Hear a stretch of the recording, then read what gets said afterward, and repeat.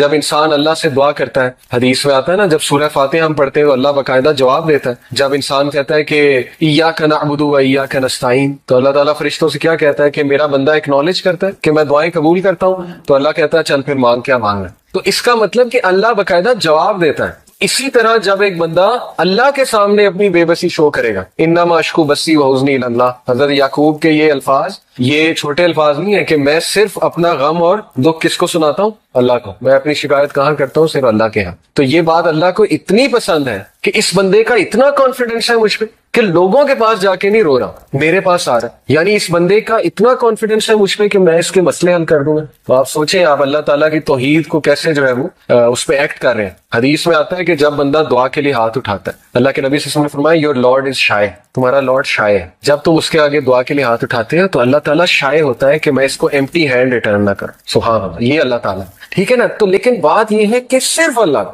اس لیے آپ دیکھیں طائف کے واقعے پہ اللہ کے نبی نے کبھی واقعہ وہ نہیں سنایا، کبھی ایمپتھی لینے کی کوشش نہیں کی انسانوں سے کہ بہت بڑی زیادتی ہو گئی تھی، یہ ہو گیا وہ ہو گیا. نہیں، حضرت عائشہ کو بھی اسٹریٹ بس یہی سنایا تھا کہ ہاں تمہارے لوگوں نے مجھے اس دن بہت دکھ دیا تھا، بس دیٹس اٹ. اس کے علاوہ کوئی ڈیٹیل نہیں. وہ تو باقی ڈیٹیل تو ہمیں حضرت زید سے ملتی ہے نا، حضرت زید ان کے ساتھ تھے، حضرت زید بن حارثہ ان کے جو منہ بولے بیٹے تھے، وہ تو ان سے ملتی ہے نا. ٹھیک ہے نا. یا کسی اور نے اگر دیکھا ہو، وٹنس کیا ہو، تو ڈیٹیل اس سے آ رہی. تو ثابت یہ ہوتا ہے کہ مسلمان اسٹرانگ ہونا چاہیے. مسلمان کا سارا اعتقاد جو ہے وہ اللہ پر ہونا چاہیے. میں آپ کو ایک بات تجربے سے بتاتا ہوں، آپ لوگوں کے سامنے اپنی ویکنس شو کریں گے نا، رونا دھونا، ایک ٹائم آئے گا لوگ کہیں گے یار ایسے روندا رہتا، آپ کے بارے میں مشہور ہو جائے گا کہ یہ تو ہر وقت اس نے رونا ڈالا ہوتا ہے. تو پھر کیا فائدہ ہوا؟ ٹھیک ہے نا. ایک ٹائم تک لوگ ہیلپ کریں گے، اس کے بعد جو ہے وہ لوگ بھی تنگ آ جائیں گے. تو اس لیے اللہ کے سامنے پٹی جو ہے وہ اللہ کو شو کرے کہ اللہ مجھ پہ رحم کر، رب اغفر وارحم وانت خیر الراحمین. اور ایسے کانفیڈنس سے اللہ آپ کی پھر ایسی مدد کرے گا کہ آپ کا گمان، یہی اس آیت کا مطلب ہے وَمَن يَتَّقِ اللَّهَ يَجْعَل لَهُ مَخْرَجًا. جو کوئی اللہ کا تقوی اختیار کرتا ہے، اللہ اسے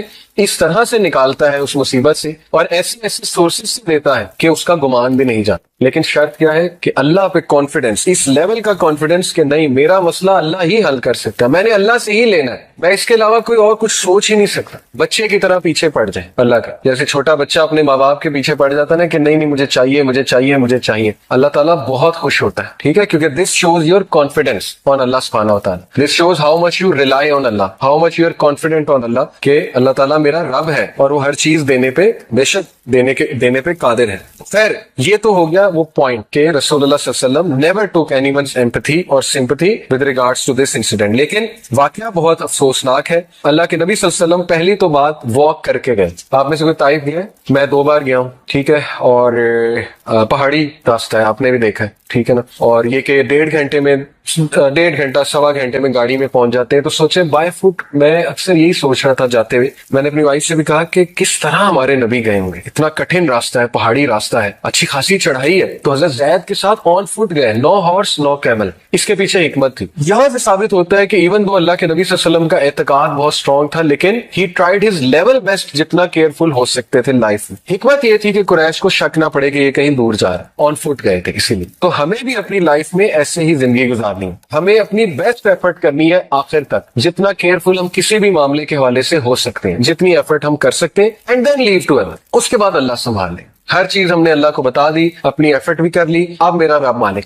اب میرا رب جو ہے وہ میرے لیے جو فیصلہ کرے گا اس کو میں قبول بھی کروں گا، لیکن یہ کہ مدد طلب کرتا رہوں گا اپنے رب کی. ٹھیک ہے. تو وہ بائی فٹ گئے. اور وجہ کیا تھی طائف کو سلیکٹ کرنے کی؟ یہ 3-4 وجوہات جو ہے وہ بیان کی گئی. پہلی وجہ یہ تھی کہ کلوزسٹ سٹی تھی مکہ کے حوالے سے، مکہ کے سب سے قریب طائف تھی، اور یہ کہ ان کے درمیان کانسٹنٹ رائولری اور پیس ٹریٹیز ہوتی رہتی تھی ان 2 میجر سٹیز کے درمیان. دوسری وجہ یہ تھی کہ مکہ کے لوگ طائف کے لوگوں کو بہت اچھے سے فیملی بائی فیملی جانتے تھے. یہاں تک کہ روایات میں آتا ہے کہ ایک جو چیف تھا طائف کا، اس کی شادی جو ہے وہ نبی اکرم صلی اللہ علیہ وسلم کی ایک آنٹ کے ساتھ ہوئی تھی، ڈسٹنٹ آنٹ کے ساتھ، یعنی ایک رشتہ داری بھی تھی اللہ کے نبی صلی اللہ علیہ وسلم کی طائف کے علاقے میں جو چیف تھا اس کے حوالے سے. تو یہ واقعہ پیش آیا شوال کے مہینے میں، اور یہ وہی مہینہ ہے جب ابو طالب اور حضرت خدیجہ کی وفات ہوتی ہے. اور یہاں سے آپ اندازہ لگا لیں کہ اللہ کے نبی صلی اللہ علیہ وسلم की grit, will power and his dedication towards the purpose and his focus, के इतने दर्दनाक वाकयात हो गए जिंदगी में लेकिन मिशन नहीं रुक रहा। इसीलिए कहते हैं कि पर्पसफुल जिंदगी गुजारें।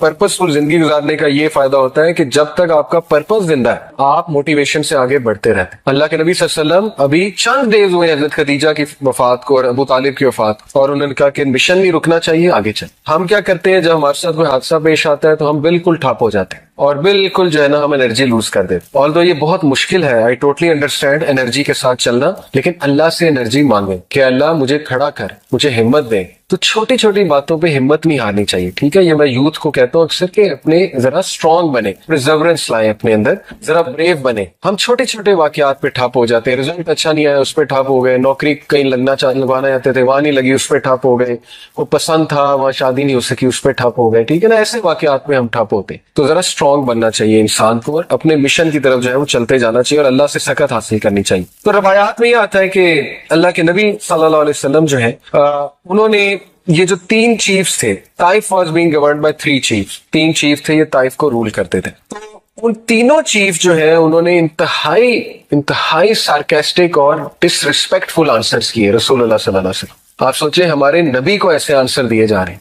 अल्लाह अकबर। वो आंसर्स क्या थे? अल्लाह के नबी सल्लल्लाहु अलैहि वसल्लम ने उनको इस्लाम की तरफ बुलाया। पहले ने कहा, if Allah had sent you I might as well tier down the curtains of the काबा, कि अगर अल्लाह ने तुझे भेजा तो मैं तो काबा के कर्टन ही फाड़ दूं, यानी नाउजुबिल्लाह इतनी डिसरिस्पेक्ट। दूसरे ने क्या कहा, has Allah not found anyone better than you, अल्लाह अकबर, क्या अल्लाह को तुझसे बेहतर कोई नहीं मिला जो नबी भेज देता। अब इससे मुराद उसकी तुझसे बेहतर से मुराद थी दौलत में और शोहरत में बहुत बेहतर, क्योंकि उसका माइंड यही था आ जाके कि दौलत जिसके पास है वही असल में कामयाब है। तीसरे ने कहा, मैं तुझसे बात नहीं कर सकता क्योंकि अगर तुम वाकई नबी हो सरकाज़म में, ठीक है, तंज में, अगर तुम वाकई नबी हो तो तुम बहुत ज्यादा होली हो, तुम बहुत ज्यादा मुकद्दस हो, तो मैं तो तुमसे बात ही नहीं कर सकता।